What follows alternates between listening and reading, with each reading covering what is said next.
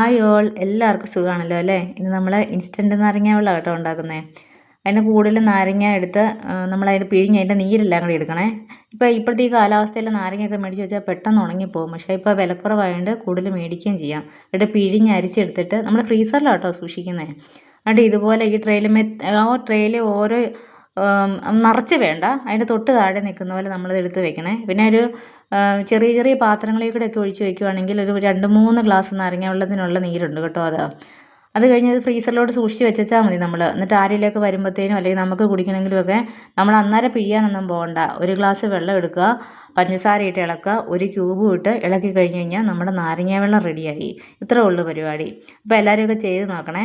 അപ്പം ഇഷ്ടപ്പെട്ട എല്ലാവരും ലൈക്ക് ചെയ്യുകയും ഷെയർ ചെയ്യുകയും സബ്സ്ക്രൈബ് ഒക്കെ ചെയ്ത് സപ്പോർട്ട് ചെയ്യണം കേട്ടോ. കമൻ്റ് ഒക്കെ ഇടണേ.